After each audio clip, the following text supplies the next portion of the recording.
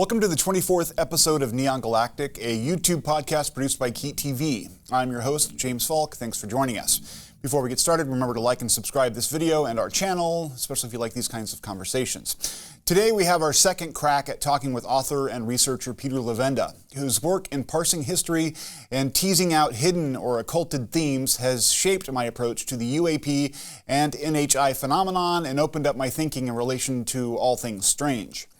His scholarship, as represented by the Sinister Forces trilogy and the Sekret Machines nonfiction series, among many other works, is exhaustive, following the subtle threads of history to get the larger mosaic that may well lie beneath. He's a part of To the Stars as Tom Delonge's co-author and associate, and as his books helped to define this journey for me, I find it particularly satisfying to be able to reach back now, after months of conversations and research, to square my insights with his. Last time, we focused on To the Stars and the testimony of David Grush, among other things. This time, I want to reach a little further back in his bibliography to his work and insight in Sinister Forces, and also in part to his 2008 book, Stairway to Heaven, to talk about where our collective realizations of the UAP NHI subject may ultimately be heading. To do that, we're going to start, believe it or not, with the Kennedy assassination. Thanks for joining us, Peter. I'm so thrilled to have you here again, and thanks for taking the time. No worries. I'm happy to be here. Okay, cool. I mentioned to you in my invitation to talk about to come on the show, the Kennedy assassination, and part of my thinking in that was severalfold. We had an anniversary, obviously, and I heard some folks talking about it, and I remembered from your Sinister Forces books how there's sort of, one stream of evidence in this weird series of, I don't even know what you'd call it, sort of synchronicities and occult connections and weird just happenstance that surrounded the Kennedy assassination, but it also leads to all these other threads, including contact with extraterrestrial intelligence called the Nine, which I'm not sure to count that as one or nine intelligences, but you get the picture. So my question to you a little bit is, if you could sort of talk about what the Sinister Forces books revealed to you in terms of that, that phenomenology, and how the Kennedy assassination in particular evidenced all these strange connections. Well, that's really how I got involved in the UFO subject itself, is because of the Kennedy assassination, believe it or not. I had cut my eye teeth on, sort of conspiracy theories of the 1960s as I was growing up. And like a lot of people of my generation, I knew where I was when I heard that Kennedy had been shot. And then Bobby Kennedy was shot 5 years later. And in a story that I've told before, I actually gate crashed Bobby Kennedy's funeral in St. Patrick's Cathedral in New York. I felt I had this connection to the assassination, to the weirdness around it, because it was weirdness that got me into St. Patrick's Cathedral to gate crash it, during the actual funeral for Bobby Kennedy. And it was because of that I made contact with a very strange church that was headquartered in the Bronx, which turned out to be the church that was the headquarters for David Ferrie and Jack Martin, two people that were considered by Jim Garrison to have been involved in the Kennedy assassination plot. So, I'm 18 years old, and suddenly I'm embroiled in these groups. And so I began to study more about the assassination, about the politics around it, about the personalities. And as I was doing that, I kept coming across names that would jump out at me from other places. So Guy Bannister very famously ran the detective agency in New Orleans, where Lee Harvey Oswald evidently was printing his Fair Play for Cuba flyers. So he was hanging out with Guy Bannister's people, which included Ferrie, which included Martin. And Guy Bannister had been an FBI agent, was special agent in charge. He was SIC in Chicago, I believe. But before that, he was running around the Pacific Northwest hunting UFOs for J. Edgar Hoover. Yeah. So when the FBI finally released a lot of its files from the 1940s, we find a lot of Guy Bannister's own telegrams.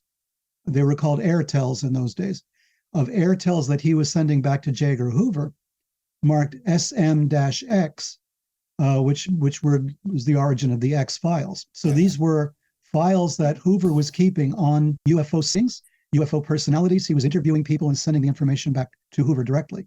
What was happening in 1947 in Pacific Northwest was Kenneth Arnold and his famous sightings of the UFOs, which prompted all of this, but also a guy called Fred Krisman. And Fred Krisman was the central character in this weird Maury Island affair, also in 1947, which took place actually a little before the Kenneth Arnold sighting, as far as we understand it, and also a week or two before Roswell. So this is happening in the same time frame. And in the midst of that is Guy Bannister, who later becomes, 20 years later, this character, in the Kennedy assassination plot, according to Jim Garrison. Fred Krisman, who's being interviewed in 1968 by Jim Garrison's office in New Orleans because of his suspected involvement in the assassination.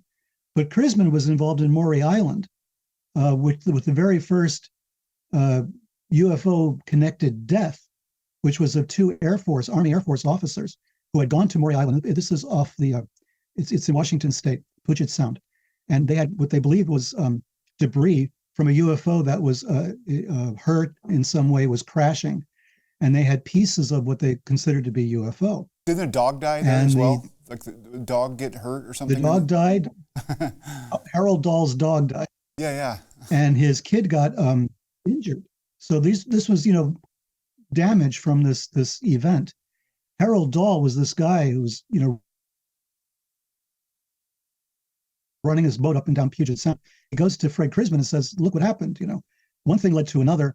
And the story was there was a UFO. There was a flight of UFOs. One of them was in distress of some kind, rained down this debris, killed the dog, wounded the child, damaged the boat. Harold Dahl goes to Krisman. They discuss it. And then suddenly the Air Force shows up. They want to talk about this. And Harold Dahl then changes his story a number of times. No, it didn't happen. Yeah, it happened, but I didn't want to talk about it. On and on and on. His wife told him never to talk about it, that it didn't happen, forget about it. So it went down into UFO lore that Harold Dahl changed his mind that the whole thing was a hoax. Later on in life, he said, no, it wasn't a hoax, but I just didn't want to deal with these people anymore. I had the Air Force, I had the FBI, I had all this stuff going on. So, I had no chance in hell to defend myself against this. So forget it. I just made up the story that, it was a hoax. That's in 1947. Two Air Force officers come to take the debris. They get on a plane. They're flying back to base. They're there and they die. So fascinating story. There's a lot more to it than that. But as I started pulling on these threads, I said, wait a minute, Fred Krisman was a guy that was being interviewed by Jim Garrison's office. And Guy Bannister famously died just after the Kennedy assassination. Garrison never had a chance to talk to him, but he talked to Jack Martin. He talked to David Ferry. These were guys who were part of Bannister's operation in New Orleans. So I'm thinking to myself, well, that's pretty weird. Two UFO guys from the 1940s show up in the Kennedy assassination situation. So I started going through, like everybody does eventually, all the volumes of the Warren Commission report. Yeah, everyone which, does. Believe me, it's a thankless freaking task to go through all those volumes. But one thing that stood out was the interview with Ruth Payne, and that just blew it open for me. Because Ruth Payne was this Quaker lady who very kindly offered her home to Marina Oswald and Lee Oswald when they were looking for a place to live, and they had these kids. And it's Ruth Payne who got Lee Oswald the job at the Texas School Book Depository. So I'm reading the transcript of her testimony before the Warren Commission. And she starts talking about a trip that she made like 2 months before the assassination, or 3 months, in August and September of 1963. She's going to visit her in-laws. And her in-laws happen to be Arthur Young and Ruth Forbes, because she's married to Michael Payne, who's the son of Ruth Forbes Payne. Mm-hmm. So I'm thinking, wait a minute, I know these names, right? So I start picking at this, and as she's about to discuss this trip, Alan Dulles, who's sitting in on this testimony, changes the subject abruptly. And he goes, oh, no, and goes on to something else, makes some kind of joke about income taxes or something.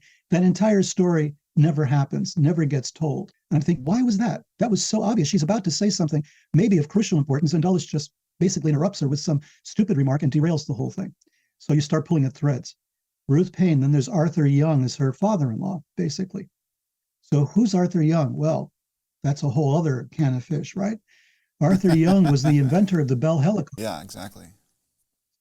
Bell helicopter, he invented it. He was a major engineer during World War II, drops out of the military-industrial complex completely to devote his life entirely to a study of the paranormal. How weird is that, right? So you start looking at Arthur Young, and who are Arthur Young's friends? His most famous was Andrija Puharich. And Andrija Puharich was a government guy. He was a scientist. He was a major, I think, in the army during the Korean War. He was giving presentations at Edgewood Arsenal in Maryland on weaponizing the paranormal. And this was during, 1950, 51. Around that time, he gets called up. He's a military officer, but he's also a scientist. And in 1952, we have the famous UFO overflights in Washington, D.C., right? That happened in July. For some reason, only on the weekends, because UFOs, they work during the week, and so the weekends they had off. So there were 2 weekends in a row where these things show up. And then the Air Force has to cover up this whole situation, and they give a press conference, which I've read maybe a dozen times because I can't believe what I'm reading. And these Air Force generals are linking it to the Bible, they're linking it to the paranormal, they're doing everything they can. They're playing, they're dancing as fast as they can in order to cover up whatever it is that they know or think they know about this situation. And at that same time, Puharich has begun to conduct seances at his home in Maine. And by 1952-53, he's got a group of people together, close personal friends, and they're all going to be conducting this seance. And the group that's attending the seance is Arthur Young, his wife Ruth Forbes, which is the Forbes family, Ruth Forbes Payne Young, the excessively nomenclatured Ruth Forbes Payne Young, and a DuPont and an Astor. All the blue-blooded American families are attending this seance, unbelievably. And they're being told that they're in contact with 9 spiritual forces. There's 9 people at the seance, and there's 9 people, as it turns out, in a spacecraft flying in low Earth orbit, which is telling these 9 people, you're going to do great things, you're going to change the course of destiny in the United States, right? Of the whole world. And this thing is taking place. And there's a medium, and a man from India called Dr. Vinod, and he's channeling this entire experience and telling them all this, and telling them they're going to do all these, tremendous things. Well, that's the 9. And it branches out from there because more and more people become involved with it. Yeah. And the 9 still exists in some form, even up to this day. When I published Sinister Forces, I was approached by a current member of the 9 who took exception to the way I had linked the 9 to the Kennedy assassination. And I said, look, man, maybe you didn't read the book, but everything I said in there is based upon documentation, not just from the Warren Commission, but from Puharich himself, who wrote about this extensively, who was asking scientific questions of these beings and getting formulas in return. I mean, they were answering his physics questions, right? So, I mean, he was satisfied that he was talking to some kind of higher intelligence. And this just went on and on from the 50s. Then Puharich became very famous. He had discovered Uri Geller, took him to the United States. Uri was being tested at SRI, which was, we're talking Hal Puthoff, we're talking about all these guys who later would become involved with To the Stars, by the way. So you have this incredible pathway of connections taking place, some of which I didn't know at the time that I was writing Sinister Forces. But then there's Ruth Payne. Ruth Payne goes up in September and hangs out with Ruth Forbes and with Arthur Young. What is she talking about? She's got a Russian defector and his wife in her house, right? So, what's up? What did they discuss by any means? Is it possible she may have brought up this fact?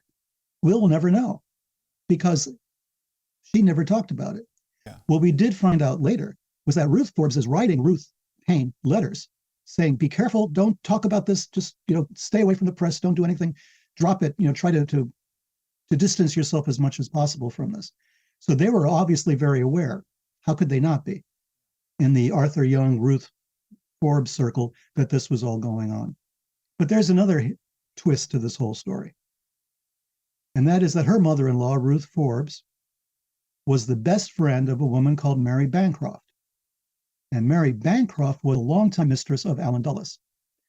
So during the Warren Commission testimony, as you know, Ruth is about to just step right in it and talk about Arthur Young and Ruth Forbes and all the rest of it. And my goodness, what if Mary Bancroft comes up?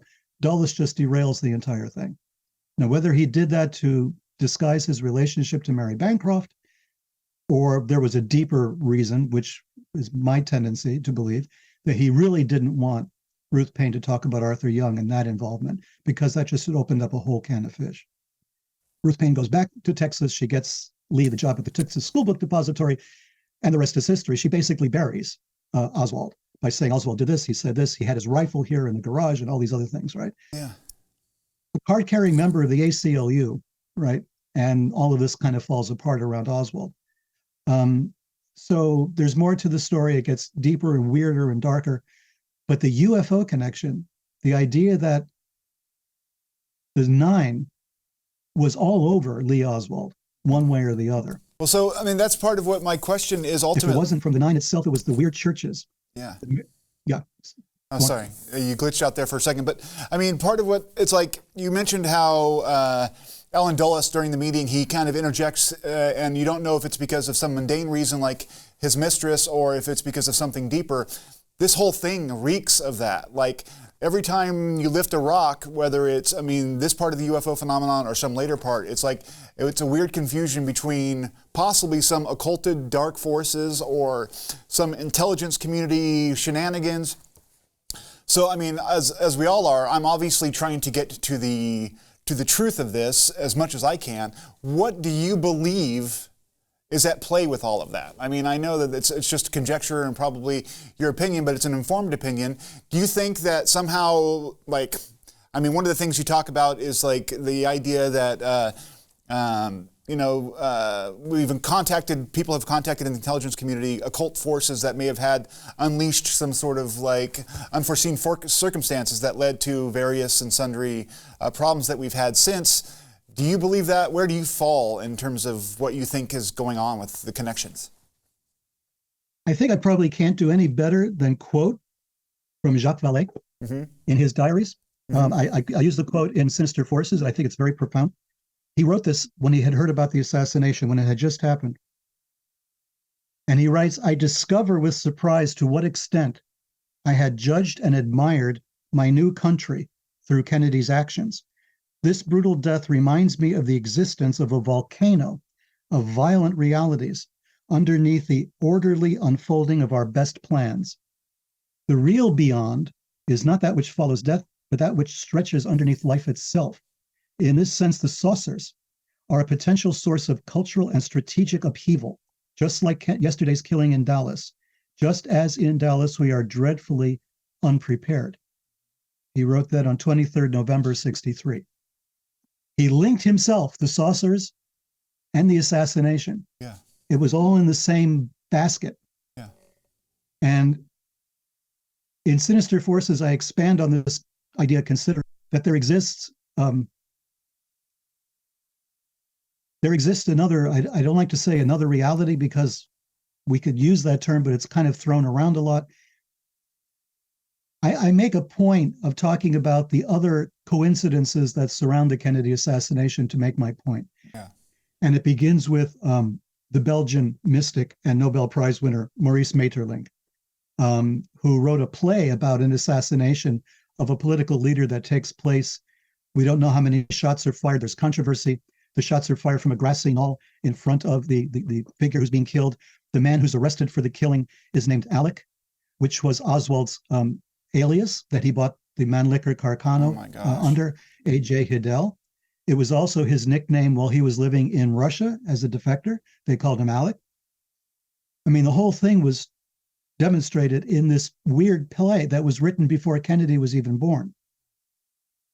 This was also the guy who gave us the idea of the Bluebird, which then became Operation Bluebird, which was the CIA's sort of MK Ultra precursor, a mind control brainwashing program that they had developed in 1950. 1950, the year of the Korean War, the year Andrija Puharich is making his presentations to the government, to the military on weaponizing the paranormal. All of this is happening at the same time, the same time as Puharich isn't getting involved in seances and saucers and all the rest of it. So that's happening. And Along with that, you have the weird coincidences that surround Abraham Lincoln and Kennedy, right? Yeah, absolutely. I just love these coincidences because they don't make any sense in the screen in the regular, scheme of things. That I write about it in Sinister Forces. I remember all of them right now, but for instance, Oswald kills Kennedy from a warehouse and is captured in a theater, whereas the assassin of Abraham Lincoln kills him in a theater and then is captured in a warehouse. Lincoln becomes president in 1860. Kennedy becomes president in 1960. Right, on and on. All these things. Kennedy's vice president was Johnson. Lincoln's vice president was Johnson. Well, and their secretaries, their names were swapped, right? Like their names were swapped. Kennedy and Lincoln. Yeah, exactly. On and on. There's a whole list of them in Sinister Forces. I mean, it strains credulity, right, to think that this is just an accident of fate. One or two, okay, but there's a string of them. It goes on and on. And yes, there's a lot of things that don't match. Lincoln's wife was Mary Todd. Kennedy's was Jacqueline Bouvier. There's no connection there, obviously. But there's so many other connections strictly connected to the actual assassination itself that has these reverberations. So I talk about Sinister Forces. I mean, Sinister Forces is the whole title of this process. And I got the title because of Alexander Haig, who during Watergate blamed Sinister Forces for the 18.5-minute gap in the Oval Office tapes that Rosemary Woods, managed to somehow erase using some weird yoga athletic, ninja kind of thing where she was able to type in one hand and erase tapes on the other. Those famous photograph of her doing that stretching. So, I mean, obviously, Sinister Forces. And then the term Sinister Forces keeps coming up in history. People blaming Sinister Forces for things that they cannot otherwise explain. And I think we're in that place because the saucers, as Vallée said, are involved in this as well. And that's when Vallée starts going on and thinking, the flying saucer thing is not what we think it is. Maybe it's a control mechanism. Maybe it's some kind of matrix experience that we're all having, right? Where this evidence is sprinkled throughout our history. It's time not proceeding as a straight line, but as a kind of spiral or a loop of some sort that we keep going through over and over again. Ideas like that, I'm still struggling with it. I still think at a certain point I kind of have a handle on it, and then something else happens and I have to readjust my thinking. But I know it's not what we think it is. And I know that the march of history is all over the place. It's not in a straight line at all. And you will run across people. I mean, as I did in my life, there's no earthly reason why I should have known all of these people, considering my background. I was a kid in the Bronx, right? I was trying to stay out of Vietnam in 1968. That was like my major concern. Rightfully so, I'd say. I'm like one handshake away from David Ferrie and Jack Martin, right? And I meet Ruth Payne at a meeting in Miami of Cubans, right? Who are involved in the whole Cuban, I don't know what to call it, Michigas in Miami, where you have anti-Castro Cubans, pro-Castro Cubans, Cubans who don't care one way or the other, and you have them all mixed in together and they're killing off each other and threatening each other and all of this. There was a special meeting, I think, by Peter Kornblue, who was talking about some of the anti-Castro Cuban political machinations in the United States. We can talk about Watergate. We can talk about the assassination of Orlando Letelier. We can talk about Operation Mongo. All of these things where anti-Castro Cubans became very prominent. This was a meeting about that, which was so tightly controlled that I had to send in my request to be there weeks in advance and be vetted before I'd be allowed to go. It was Dick Russell who actually managed to get me in. And I arrive early, and the other person who arrives early is Ruth Payne sitting across from me, right? And I'm thinking, wait a minute, what is Ruth Payne doing in Miami at a meeting of concerned anti-Castro Cubans? What is the possible connection? I mentioned that to Dick Russell. I said, didn't you interview Ruth Payne? He says, yeah, where is she? He couldn't believe she was there. And he asks her, like, what are you doing here, right? And her answer is, well, she was just in the neighborhood and stopped by. And that's not possible. We had to go through two phalanxes of police, rent-a-cops and actual Miami Police Department police in order to get in there, and they checked our name off of lists. There's no way you wind up and just stop in and drop in and see what this is all about. It was tightly controlled. So there's so much mystery about Ruth Payne, that, and then she's the connection to Arthur Young and to the Nine and to the UFOs and God knows what else. And here I am talking to these people And like I said, there was no reason why that should have been the case.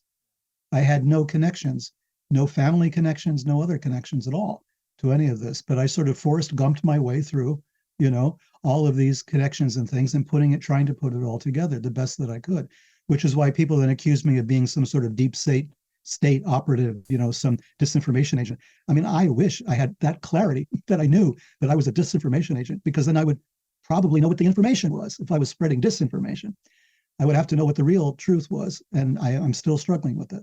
Yeah. I mean, so what do you think it is about people like Ruth Young or Ruth Payne that attract that kind of attention or form that kind of vortex? Do you have any insights on what kind of people find themselves in the center? I mean, you're one of them, so I guess from your own personal perspective, but some people seem to find themselves as nodes within the web. I just, like I say, I bulldozed my way through it. I mean, as a 17-year-old, I had, like most 17-year-olds at that time in 1967, 68, you're thinking about Vietnam and you're thinking, okay, am I going to go to Vietnam? Am I going or not? And they were just grabbing everybody that they possibly could. And I came upon the idea that you could just form your own church. Now, why would I come across that idea? Because I was interested in spirituality since, I guess, puberty, let's say, or even earlier. I mean, I was brought up as a Roman Catholic in the 1950s, which was a lot of people. So you had nuns who were, vicious, and you had the anti-communist emphasis on everything that you did. It was Latin. This was before Vatican II. So you're doing all the Latin stuff, and you're going to mass every day, because I was in Catholic school and all of this. And so there was this background, but then I started veering off into other areas. So I'm conducting seances at home, right? I'm trying to read everything that I can about the paranormal. And that might have been the gateway drug. That might have been what triggered it, because then it became a logical thought to me by 1967. Well, let's just form our own church, because clergymen cannot be drafted. So a friend of mine and I did that. And we prevailed upon adults who were able to sign legal documents to incorporate a church, which we did in New York, in Albany, which was where you incorporate things. And we had a church. And then we had the robes, and my friend had a collection of Catholic, stuff like chasubles and albs and cassocks and everything else, and the Roman collars. And we just went to town on this. And then we had the brilliant idea, let's just go and, walk in on the Kennedy funeral in 1968. Bobby had been the hope of my generation, that we were going to unwind all this stuff that had happened since his brother had been assassinated. And then he gets assassinated just a few months after Martin Luther King. So the whole 1968 was itself a horror show. It was a carnival routine. I mean, there was just nothing made sense in 1968. Everything was falling apart. So Martin Luther King gets assassinated. Bobby gets assassinated. It's like, where is this going to stop? And the assassins are the weirdest people. Right? Exactly right. Martin Luther King's assassin is he's a dirt poor guy, and he winds up in Europe. That's where they find him. How the hell did he get to Europe? It took me years to get to Europe without having cops looking for me. But he's managing to wander around Europe. And then Sirhan, give me a break, right? Yeah. Sirhan and all of his occult connections, his involvement with the Rosicrucians, with the Theosophical Society, his notebook, his diary is weird, right? He's obsessed with this stuff. And here was I obsessed with this stuff, right? So it's possible that was the entree, the gateway into suddenly becoming aware of connections, and the connections becoming aware of you. As people say quite often in the UFO community, once you have a contact, once you've been visited, that's it for the rest of your life. You're done, right? They will keep coming after you. They will keep looking for you. You'll never be able to shake them. And it's possible that because of seances and things that I had done in 1966 and 67, which were very strange, which had paranormal phenomena associated with them. Even at one point, I was taking down words in a different language that doesn't exist, but exists somewhere. All of this stuff was going on in 66, 67. Then we formed the church in 67. We gate crashed in 68. And then I became involved with the American Orthodox Catholic Church, the Prophetic Church, run by a Ukrainian guy, which is a whole other story. Don't get me started. So there was that. And I'm typing on the same typewriter that they used to communicate with Jim Garrison, which I found out years later. There was correspondence going back and forth between my bishop and Jim Garrison at the time when I was there at the church in the Bronx. regarding Jack Martin, regarding David Ferry, regarding Carl Stanley, right? So I find this out, I'm already 60 by the time I start discovering this, or later, because they're releasing Garrison's files. And I'm going through Garrison's files, I'm thinking, holy shit, I know all these people. I was there when this was going on. And Profeta, the bishop, had said, I got CIA on my board of directors, I've got FBI. He was bragging about this. Yeah. He was a notorious anti-communist. And he was bragging about all of that. So I'm involved with this, and this is in the Bronx. How does this church get off being located like 2 blocks from the Bronx Zoo, appropriately enough? They have this operation there. Yeah. And it's in the Bronx. It's not like downtown, midtown Manhattan, where you might think of something like that, or in some very strange area. No, it's in the Bronx. It's like I took a subway to get there. And I'm in the middle of what was Jim Garrison's investigation without knowing it, right? As a kid, as an 18-year-old. So when you're asking me, how does this all work together? You tell me. How did I get involved in this? I've been asking myself that a lot the last few years, because I just go with the flow, basically. I just follow wherever it leads me. Yeah. I do weird things. I went to Chile to look for Colonia Dignidad, the Nazi, place back there in 79. And you stumbled right into it. Just walk right in. Which is amazing. And they took my passport. The story is well known. Who does that, right? Yeah. How do you get it into your head? Oh, I'm going to go to Chile in the middle of martial law. They had just overthrown Salvador Allende. People have been murdered left and right. I think I'm going to go down there and check out some Nazis. Really? Okay, that makes sense. Sure, go ahead and do that. So I think it's a combination of willingness to look into these dark areas, these sort of mysterious areas, a willingness and a kind of faith that you're going to survive it somehow, because I did, ridiculously. But at the same time, it makes you aware that there is a flow in our life, in reality, in history, that is not being captured by our academic historians, who are doing a great job. But you have to go back to those histories and start picking at the pieces that they cannot explain, because that's where the meat is. That's where the real mysteries that we have to solve, that's where they're buried. They're buried in Ruth Payne's testimony in front of the Warren Commission. It's in there. It led me to all of this. Nobody was writing about this. Nobody was writing about the 9 and the connection to the Kennedy assassination. Nobody. They had mentioned the 9 here and there in places because Puharich, was open about it. But the connection to the Kennedy assassination, and that's the one thing that Puharich skips over completely. When he's writing about the 9 in his book about Uri Geller and about all the rest of it he wrote about, you go through, and he goes very carefully through all the meetings they had, the seances and everything else, and all the stuff that he's doing. And then in 1963, abruptly, everything stops. He doesn't pick it up again until, I think, 64, 65, never mentions once the Kennedy assassination. Suspicious. And during that same time, Vallée is writing in his diary, this is all part of the same thing. This darkness underneath our reality, this volcano of weirdness, of connections, of personalities, of groups, of organizations, and of phenomena. Because the phenomena is part of the story. And it's the phenomena we tend to ignore. We talk about personalities, we talk about names, dates, and places, but this phenomenon that's going on, the sinking feeling you have when you're investigating this type of stuff, when you know there's something there, you can't put your finger on it, but it's weird, because all the coincidences stop making sense. They form a web of its own, and that web makes no logical sense. It doesn't fit into the academic paradigm. And I know I went and got my master's degree to try to understand how academics think, what their process is, how they have to verify what they've done, how they have to justify it, and the politics involved in academia, which is worse than any I ever uncovered in the corporate world. Absolutely. I can tell you, yeah. At least in the corporate world, you're better paid. But in the academic world, it's terrible. So you have more politics and less money. I don't know how that works, but that's what happens. Yeah. So to understand it and to appreciate it, and then to try to apply it to this subject is really difficult. And not because you're speculating, not because people are lying to you, not because the phenomenon doesn't exist, but because the phenomenon does exist. People are telling the truth and they don't know where to put it. As Joe Pesci in the movie, famously as David Ferry, he's asked who killed Kennedy. And he says, not even the shooters know. Don't you get it? And that to me is like the touchstone for all of this. Not even the shooters know.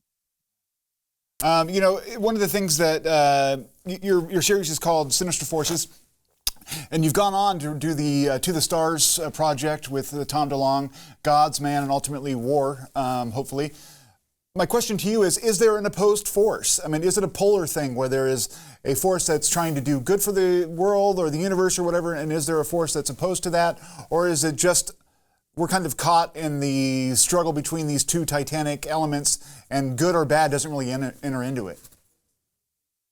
I think you're putting your finger on it. Good and bad, that's blinding us to what's going on because we want to put it in boxes. Yeah. We want to say these are the good guys and these are the bad guys.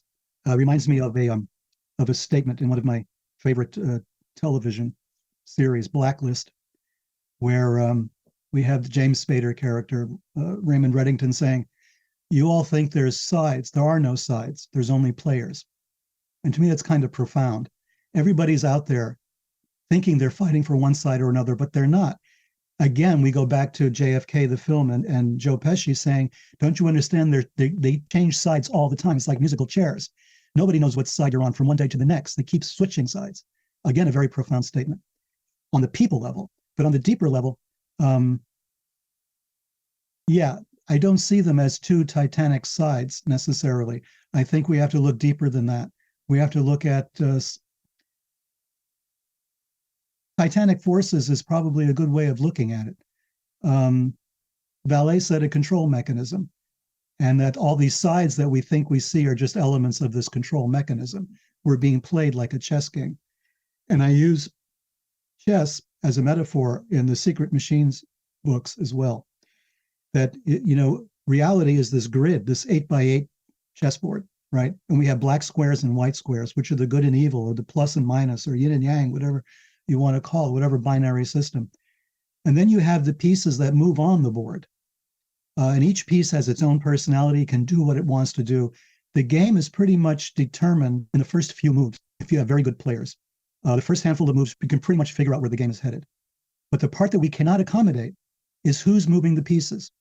We know the rules of the game. We know the board. We know the pieces. We know how the pieces move. We don't know who's moving the pieces. And that's the thing that I think we have to make that leap into beyond our three-dimensional way of thinking about this, beyond a way of looking at time as linear. I know I'm not making a lot of sense, but I think we go that one step further and challenge ourselves to think about all of this in a different way. One of the two tasks that I see before me for a society and for an individual when dealing with this kind of idea is that, how are we going to handle it personally if this revelation comes to light ultimately that our reality isn't what we think it is? So there's the collective and the individual. As a collective, it seems like the one thing that's abundantly clear coming out of all this is that materialism as an ontology is likely, its days are numbered. And so you have a lot of talk about there being an idealist maneuver. Bernardo Kastrup has been leading a lot of the arguments in that regard, and I find his arguments very compelling. And that seems to be gaining increasing force over time, as if there are people with an interest of making sure that argument gets made. And then on an individual level, you have things like, I think what you're talking about with your Stairway to Heaven, the idea of soul development, or, I may be misusing it here, but Merkaba, and maybe you can clear that up for us. But so there are two approaches that we have to kind of address if we're going to meet this without the cataclysmic upset. Can you talk a little bit about how the Merkaba Stairway to Heaven idea is a part of that, or is it? And if I'm wrong, correct me. No, it's definitely it's part of it. It's the whole Stairway to Heaven concept goes back again to what I wrote about in Sinister Forces, that we are part of a cargo cult. At some point, something happened to the human race. We've been around for hundreds of thousands of years, more than 1 million years, most likely. But at some point, we went from this hunter-gatherer kind of nomadic existence where you just walked around and did stuff, to suddenly we become obsessed with building cities. We become obsessed with star travel. We become obsessed with immortality, star travel and immortality. And we haven't lost those obsessions since the earliest recorded history of ancient Sumer, of Egypt. We are still obsessed with this idea that we want to live forever and we want to travel to the stars. And we've actually connected those two ideas in our minds, where the pharaoh in the opening of the mouth ceremony, this whole mummification process is actually being prepared to travel to the stars and become immortal and live among the stars. And then eventually that filtered down to the entire population, where everybody wanted to be mummified and everybody wanted to travel to the stars. Immortality and star travel. Well, immortality is the one thing our DNA does not want us to do. DNA wants us to live, reproduce, provide for the children, and then get out of the way and die, quite frankly. The selfish gene concept, Richard Dawkins and all of that. So the DNA does not want us to travel to the stars. It does not want us to be immortal. Something in us is fighting our nature. So if there are titanic forces, those may be the two, consciousness and the physical body itself. Celestial ascent, the idea of the Merkava mysticism, is to somehow use the body's resources against itself, to deny the body what it would normally look for, and to force consciousness upward and outward. Right now, our consciousness is pretty much consumed with protecting ourselves. And especially these days, where there's so many perils and dangers, from the ecology to militancy to all sorts of other stuff going on, epidemic diseases and on and on and on. So our consciousness is constantly being distracted to protect the body. What if we could unmoor briefly consciousness from the body to become aware of the realities we've just been discussing, to become actually not intellectually aware, but viscerally aware of this reality? Aware deep in our consciousness, in our soul, you might say, to become aware of it and to come back with this extra bit of knowledge, this extra bit of insight, because that would help the body politic. That would help us generally. I had a big problem in the 1960s because I was, a pro-peace person, an anti-war person, an anti-fascist person, very much. And at the same time, their spirituality was calling me. And spirituality is like a renunciation of the world, a renunciation of the human race, a renunciation of everything, going off into the mountains or to a cave and, trying to find union with God or with whatever you call it. And those two things seem to me to be completely opposite. You couldn't do both. You couldn't be somebody who was, an activist against war and for peace and all the rest of it, against racism and against everything else, and at the same time go off in a mountain someplace and find unity with God. Those things seemed antithetical. So my entire life has been trying to achieve this balance between both. How can I do both? And one way you can do it is by raising consciousness to a different space, to picking yourself up and trying to make that direct experience, which I started to as a teenager, but which then became something important where you could viscerally relate to a lot of the texts that you read, mystical texts or religious texts. You can sort of see through them to what they're talking about. It's a technology. It's a technology of consciousness. And it does depend large part on the body. The body is mixed with our consciousness. They're both mixed together in a very strong way. You can do things to the body as you do in yoga to force a change in thinking, to force a change in consciousness by manipulating the physical body. Merkava mysticism was based on this idea in Ezekiel. In the Bible, Ezekiel is having this vision of a temple, of a rebuilt temple, basically, in Jerusalem. But there's this thing that appears before him, a kind of chariot, and someone sitting in the chariot. And he describes it, but it's almost, how shall I put it? You can't understand a word he's saying, really. You can't visualize what he's saying. But that was the Merkava. That's the mysticism. And everybody who really became very involved in that tried to find out, how can we duplicate that experience? This guy was living in Babylon. He was a captive, Ezekiel. He was by the banks of a river, and he's sitting there, and suddenly this tremendous experience happens. And so then they tried to duplicate that experience and created an entire system called Merkava mysticism, based on what they call the chechalot, which is the palaces, or the entrance to the Holy of Holies in the Temple of Jerusalem. If you remember, the original temple had the Ark of the Covenant in it, which is now missing, right? So the Ark was in there. The priest could only enter that Ark, only enter the Holy of Holies one day a year on the New Year. This was a kind of an imitation of what had been taking place in Sumer for a long time, at the top of the ziggurats, the temples they had built, where the king could only go one day a year to the top of that temple, where he would meet a goddess and cohabit with the goddess, and then come back down and say, next year will be fruitful and fertile and all the rest of it. This is kind of an imitation of that same process. And for me, the celestial ascent is a metaphor, on the one hand, for what we're trying to do with space travel and immortality. We're trying to reach the seventh level of heaven in order to come face to face with the Godhead, as the old texts tell us is possible. But at the same time, it's not a metaphor, it's a technology. It's a consciousness technology. It's a process that will make us more conscious, more aware, more receptive to these things that are going on around us constantly. Those people who've had UFO experiences, those experiences stay with them all the time. They're always. They can try to avoid it, but they will be sensitive. They're sensitive to motions in the air, sensitive to motions in light. They become sensitive to the reality of this, that this reality is impinging on theirs, or it suffuses our reality in ways that we're dumb to, where our senses are not attuned. So I think that celestial ascent is it's in all cultures. It's in shamanism, in Siberia. It's in China with the pace of you, which was a kind of walking on the stars. It was in South America, among the American different cultures, the Aztecs and the Incas. There was always a version of this taking place everywhere. In India, certainly. So this is something that we all instinctively know we can do. It's all something instinctively may actually lead us to a deeper understanding, to understanding what we're reading when we're reading not just the spiritual texts, but maybe reading scientific texts, maybe reading politics as well. Give us an indication, another extra sensory apparatus to use when making our interpretations. Have I confused you enough?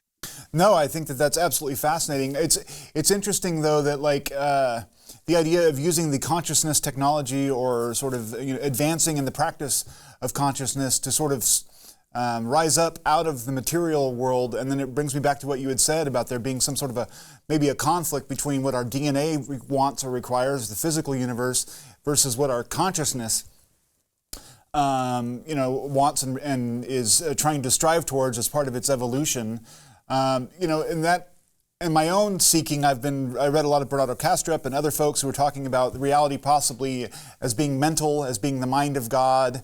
And so I'm trying to kind of, as I have these conversations, trying to find a synthesis where, there is one underlying reality that kind of explains it all. And this sort of helps, but also complicates it. So, I mean, as ever, the questions get longer and the answers aren't as easily forthcoming as we'd like. No, we're using our intellect to try to understand this. Yeah. And my point is that's useful to a point. And then at some point you have to dive off the diving board into the pool. You have to have the experience yourself or you'll never understand it. So it's the old saw about you can describe a lemon and how a lemon tastes till the cows come home and do it scientifically and have the formulas written out, but you'll never have the experience till you bite into a lemon, right? So that, or what the poet said, one impulse from a vernal wood will teach you more of man, of moral evil and of good than all the sages can, right? Yeah. So if you've got to go there, you have to have the experience, become some sort of guru, or just leave everything behind and join a cult. What I'm saying is you have to try to give yourself the space to have that experience, right? Yeah. To experience something just a little different, take a chance, and just stick your toe in the water and see what that is like, because that may help answer a lot of the questions we have. I get criticized for talking about consciousness in terms of the UFO phenomenon all the time. And that we don't know what that word means. And, it's just you're going on and blabbering on and on about this. In this kind of a conversation, that's about as far as you can get.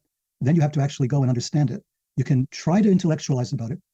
In fact, a very famous Kabbalah scholar, Moishe Idel, has co-authored a book with a neuroscientist trying to explain Merkava mysticism and trying to explain mysticism in general, the Kabbalistic forms of it in scientific neurological terms, right?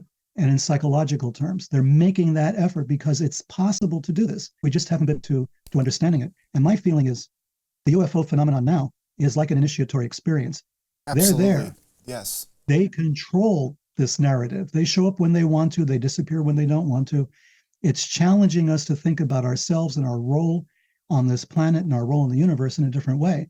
Because if these things can come and go, and we still don't know what the hell they are, and we're still waiting for the government to come out and say, here's a dead alien, we're still waiting for all this to happen. We're not paying attention to what is actually happening in front of us. And that is, this experience is there. It's real. What does that say? And why isn't consciousness an aspect of it? It's got to be. People freak out when they see these things. That's a consciousness reaction, right? Yeah. We're looking at this thing and it disturbs us. When I saw my first one, which was a couple of years ago, my first and only in Florida, I, like everybody else, I looked at it and said, that's got to be a helicopter. That's got to be this. That's got to be that. In the back of your mind, there's this statement, no, it's not a helicopter. This is not something man-made. And yet I'm desperately, with my consciousness, trying to, after all of my experiences in life, I'm still trying to frame this in a way that's logical and acceptable. That's not a UFO. And then by the time I realized, you idiot, you're looking at a UFO, then it disappears and takes off, right? Silent, the huge presence over the car and then suddenly gone. My Men in Black experiences in Rhode Island before I ever saw a UFO. Strange people coming up to me, and all this other stuff. It's necessary for us to understand that there's more to this. It's necessary for ourselves. The UFO thing right now is necessary for us. It's happening at a time of tremendous upheaval on the planet. There are right-wing, sort of pro-fascist, pro-Nazi forces threatening a disruption on the basis of some very bad information. And the UFO is kind of sitting there saying, well, explain this. Yeah. What am I then? What is my role in all of this? Make an effort, make an effort. Come meet me halfway, and people have tried to do this. The Soviets did, as we will discover in Sekret Machines War. The Soviets were trying to communicate with UFOs using hand signals, and they were successful. Yeah. They were successful, right? They realized that when they started moving tanks around in a big way, the UFOs would show up out of curiosity, like what's going on, right? The Soviets began to realize they could actually set up a communication system. So, rudimentary, sort of very close encounters of the third kind, blah, blah, blah, blah, blah, right? Yeah. So with the 5 tones and the colors and all the rest, Yeah. that kind of rudimentary thing, but they were doing it, right?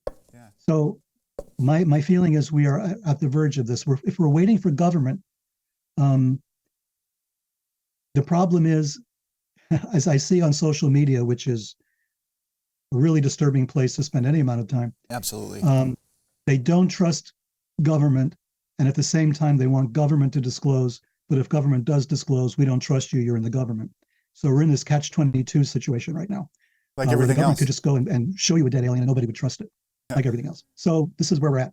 So it's up now to the phenomenon itself to tweak this matrix a little bit and to give us a bit more of the information we need, maybe. Yeah, one thing that you had said last time, when it connected with what you had just said, and we can round out the conversation with this point. You had said during our last conversation that efforts to communicate with this intelligence, if it is non-human, it is something that is a very huge problem to solve. How do you communicate with something where you don't have a similar frame of reference, you don't have the same sort of neural structure? And it seems to me, after reading Bernardo Kastrup's recent article, which he published earlier this week, talking about that very issue of communication, that if an outside intelligence wanted to figure out how to communicate with human beings, and it had the ability to sort of go inside of our neuronal processes and figure out what the archetypes are that we're dealing with, that's how it would choose to communicate with us, not necessarily on the surface level of semantics, but in deeper, more meaningful, flashes of insight and that sort of thing.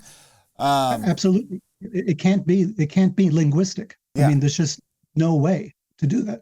So it would have to be. Contactees report telepathic images. Yeah. As opposed to words, they're seeing pictures, which may be the best way. Which is why when I think of this and I think of the reports that there were meetings between Eisenhower and an alien and they had discussions, I'm thinking, how the hell did that happen? Right? That doesn't make any sense to me. Yeah. What language did they speak? Right? Do they have sign language? Did the alien communicate telepathically with Eisenhower? I don't know. I would love to know more about that and to determine it. But from my perspective, yeah, what you're saying is right. All things being equal, if an alien came from a different planet, let's say, or it was an ultra-terrestrial from somewhere deep within our own planet, we don't share the same experiences at all. How can we communicate? This is true. But if Francis Crick was correct, and our DNA is the result of directed panspermia, then our DNA might have been constructed by just such an intelligent entity, which means they may have discovered how to do this, and they may have pre-programmed it into the DNA. And that's just an idea. I don't think that the aliens are necessarily all peace and light. I know TTS has been criticized for saying that the aliens are a threat. They are. We have to look at it as a potential threat. We've got no other choice, really. Yeah, yeah. So I think that doing that is the correct tack to take to defend ourselves. But at the same time, that doesn't mean we shoot at them. That just means we defend ourselves the best way we can, using our past experience with the phenomenon to try to determine how to do that. So I want to make that clear. Yeah. I'm not saying there's a peace and light thing. I'm not saying they're evil entities, they're demons, and like some people at the Pentagon and Congress would like to have us believe. I think it's much more complicated than that, as we've been discussing. It's not white and black. It's not, these two titanic forces you mentioned that, there's one morally good and one morally evil. I don't think those categories are very helpful at all. Yeah. And it seems as so if I think we can communicate somehow. When you're communicating, the problem is that when you're communicating with something that has access to your insides and does so in a timeless, archetypal way, how do you assess authority? Like, they seem to be all-knowing. They seem to, if they know past and future, or sort of, if the present in this realm is a bigger present and they can sort of access information that we can't access, how do we maintain our own, sense of authority when dealing with something like that? Because it sort of calls into question our place in the universe, and the inclination, I think, would be to just sort of fall to our knees and either, pray or kiss our ass goodbye, I guess. The very great article was written about that, which I cited in Sekret Machines. Questioning the UFO questions the very nature of sovereignty. The mere existence of the UFO is an affront to our sovereignty. We're only ignoring it because they haven't shot at us yet. We kind of put that aside and say, well, we have other problems. We have terrorism. We have Ukraine. We have this. We have that. But they're there. They play games with our military forces. They screw with our computer systems. They shut down our missile silos and then open them up again and do all this other weird. We have no sovereignty. We cannot defend ourselves against this. That's a fact. So why are they not doing something more? Well, we're thinking like human beings think. Well, if these guys are powerful, they should land on the White House lawn, or they should blow up our military, do all these things. They're not doing it. That's a failure of our imagination to understand why they're not doing it. Maybe they keep showing up because they want us to go to the next step of that conversation. Okay, they're more powerful. They could close us down if they wanted to. They don't want to. Why don't they want to? Does even the concept of want to exist in their world? Exactly right, yeah. Are they cyborgs? Are they programmed? Is it AI that's doing this? Is this something that's been programmed and they have no control of themselves either, right? There's all these things that we have to ask, but the military is not going to ask it. The intelligence agencies aren't going to ask it. The politicians certainly won't. That's why I keep harping on this thing that we need everybody involved. We need all hands on deck. We need the artists, the writers, the musicians involved in asking these questions. We need the soft sciences. We need the humanities. We need people with backgrounds in religious studies and things of that nature. We need all of these people trying to understand this because we're not asking the right questions yet. And the material is right there in front of us. We could ask the right questions. We're just not trying hard enough. Well, I think that your work is pushing us in the direction to ask those right questions. And so once again, I sincerely appreciate you taking the time. It's been a wonderful conversation as usual. And thank you. You honor me by coming on the show. Not at all. Thank you very much. Okay, thank you for coming, and we'll talk to you again soon, I hope.